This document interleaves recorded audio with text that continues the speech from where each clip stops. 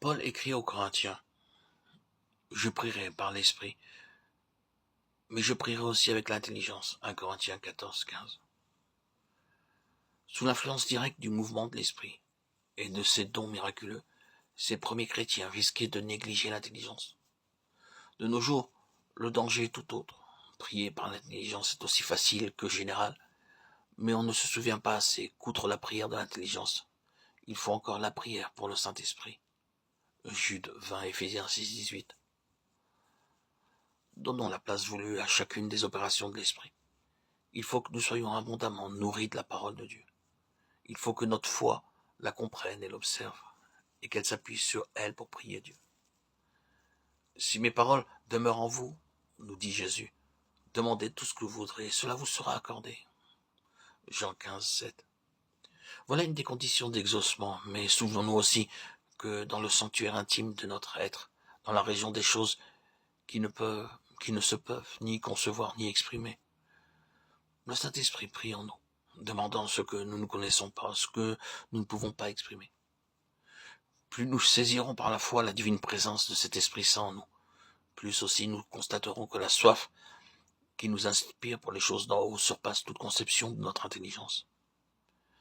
Alors nous sentirons la nécessité non seulement d'user d'une foi active pour saisir les enseignements de la parole de Dieu et apprendre ainsi à prier, mais encore d'user d'une foi passive qui sache laisser agir l'esprit et adorer. Quand nous prierons, nous nous rappellerons à quelle hauteur infinie, à quelle distance de nos propres pensées se trouve Dieu, ainsi que tout le monde spirituel dans lequel nous introduit la prière. Avec foi, réjouissons-nous alors de savoir que lorsque le cœur et la chair défaillent, c'est Dieu qui est la force de notre cœur, que c'est son Saint-Esprit qui accomplit continuellement son œuvre d'intercession en nous, dans le sanctuaire intime de notre esprit, derrière le voile, priant en nous selon la volonté de Dieu. Quand nous prions, entremêlons nos requêtes de moments d'adoration.